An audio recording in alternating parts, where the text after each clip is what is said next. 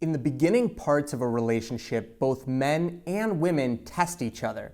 Sometimes it's conscious, other times it's subconscious. They don't even know that they're doing it. But one thing is for sure, how you respond to these tests will set the entire tone of the relationship.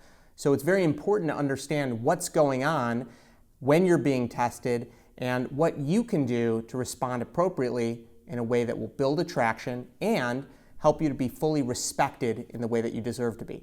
Hi, I'm Jason Silver. I am the dating coach for ambitious women, and this is my channel, Attract Great Guys, where every single week we go through strategies and principles that help you to attract a lifelong committed relationship with a high-quality man. Now, I would love it if you would become a subscriber. Just hit the red subscribe button beneath this video and the little notification bell next to it so you are notified of all of my videos. I also stick around and I respond to all questions in the comments section. So I'd love for you to get engaged down there and just ask me a question or share your experience, and we'd love to kind of carry the conversation down there. So let's jump into these tests and how to identify them. Now, there's 3 tests that I want to talk about. There's the attraction test, there's the sarcasm test, and the consideration test. Each one of these are different and they're testing for different things. So it's important for you to have a baseline understanding so when these situations come up, you are aware of it and you can make the right decision. Now, I'm going to run through 3 different tests, and these tests very often are almost designed in a way to break down your value and to allow a guy to get whatever he wants in a selfish way. And I'll explain that shortly, but it's important for you to be aware of these things so you don't ever cross your standards. You don't go below your threshold of what you need and who you are. You remain a high-value woman. Now, the first test is probably the most common, which is the sexual test. There's a couple of different ways that this can manifest, but basically a man is testing you to see how quickly he can sleep with you. And potentially, he may even be testing you to see what percentage of the relationship can be spent just fulfilling his sexual needs versus actually building an intimate relationship. So I'll go into both of those. The first is just him escalating physically. I mean, that is how he's testing you. He's constantly escalating physically, or he's escalating verbally. So if he's touching you, if he's moving closer to you, if he tries to kiss you, it might even be more subtle where he's just in your personal space. He maybe puts his arm around you and does things that might not be overtly sexual, but he's escalating. And also verbally, if he says things that are flirtatious and sexual really early on, maybe even before you met, like over an online dating site or over the phone, these are pretty much red flags. If a guy is trying to be that polarizing before you even meet, if you're looking for a lifelong committed relationship, I would encourage you to just be very, very cautious. So how do you pass the sexual test? It's very, very simple. Basically, you hold yourself to your own standards and you don't allow his escalation to go past any point where you don't feel comfortable. And this is a huge issue. I speak with so many women who feel pressured and they don't want to seem like a prude or they don't want to kill the mood. And so they, allow the escalation even though they didn't really want it or felt like it was too soon. And this is very important. A high quality man, someone that you're going to want to spend the rest of your life with, he is going to have to respect you and care about you and desire for you to feel comfortable. That's key. You only want to be with someone who considers your comfort, not someone who's going to try to make you feel uncomfortable or who doesn't care about you feeling uncomfortable just so they can fulfill their own sexual needs. That is someone that you want to run away from. So if a guy is pushing you or making you feel bad because you're waiting too long for him, or he's trying to make you feel like you're slow and that's not how dating is, that's a guy who's basically using shame or guilt or manipulation to get you to do something that makes you feel uncomfortable for his own sexual gratification. And that is not someone, that should not be attractive to you, period. So the way that you win that test is by not listening to him, not escalating, and pretty much running away or setting the boundary and being very clear that this is not happening at your speed. This is happening when we both want it to happen.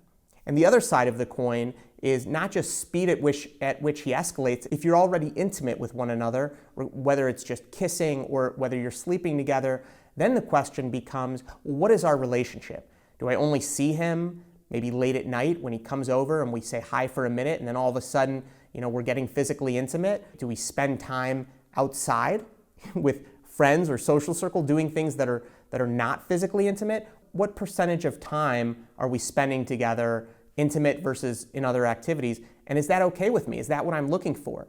And is he only reaching out, and every time I see him, is it all about the physical intimacy? Because if that's the case, more than likely, you're being used.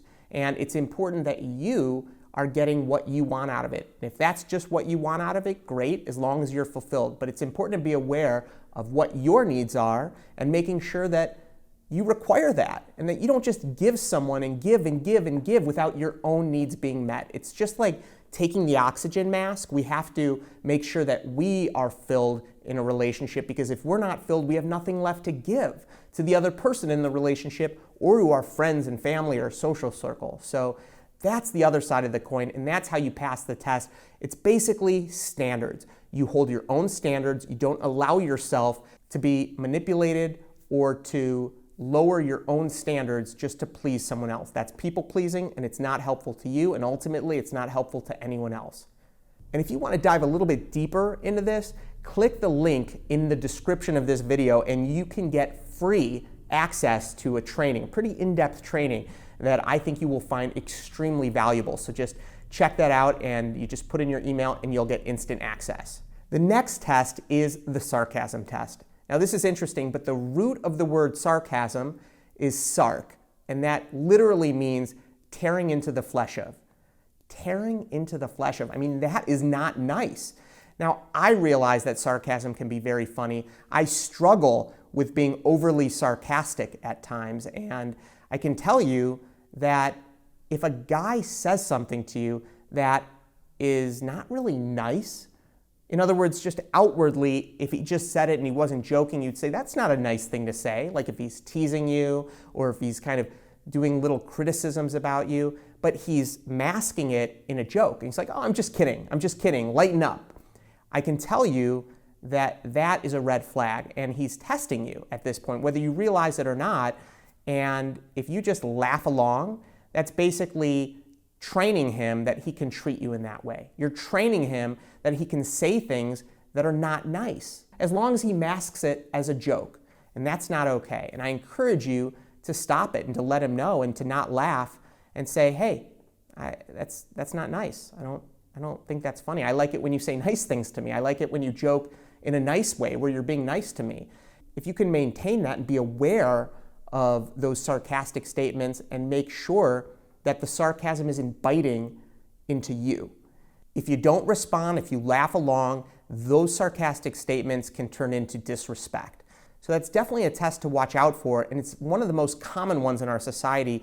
And when a relationship starts getting a little bit rocky, many times it can begin with sarcasm, just getting more and more sarcastic with one another, because it's kind of a passive-aggressive way to communicate with a partner. So keep an eye out for that test. And the final test is what I call the consideration test. This is very simple. This is just how he treats you. Is he treating you with care, with consideration? Is he thinking about your needs? Is he being empathetic? Or are most of his actions based around his own self-centered needs, his own self-centered desires? And this is really important. At the end of the day, you deserve a man who's going to be kind and considerate, thoughtful, chivalrous, someone who's going to be nice and sweet. And maybe he talks a big game, but at the bottom line, how is he treating you? Like I said earlier, we train people how to treat us. And if he's not acting in a way that's consistent with how you would imagine the woman that you value most in this world would expect to be treated, you deserve to be treated in the same way that the woman you respect most in this world deserves to be treated. Why should you be any different? So if he's not treating you to that standard, then look at the relationship and ask, is this really what's best for me? No, it's not. You deserve to be treated with care and consideration, and that's the time you draw a boundary and say, this isn't working. And if you can follow these 3 tests, which at the end of the day are about increasing your standards and not allowing people to treat you in a way that you don't deserve to be treated. As long as you can keep your standards up, you will pass all the tests. This should be your authentic reaction anyway, because you are a high-value woman and you do deserve to be treated kindly. So I have no doubt that this video should help you to be more aware and to make sure that you're nipping anything in the butt the moment that it happens. And I appreciate you for checking this video out. If you like this video, hit the thumbs up button, and also let's jump down in the comments. Let me know if you're aware of any of these tests, and if there's any other tests that you have been aware of in a relationship that might be helpful for us to discuss. I'll be there in the comments section. I'm here every week. I'd love to have you as a subscriber. And if you want to go deeper into being a high-value woman and attracting high-value men, just click the link beneath this description and you will get instant free access to my training. I think it'll be very, very helpful for you. So thank you so much for watching, and I look forward to seeing you soon. Take good care.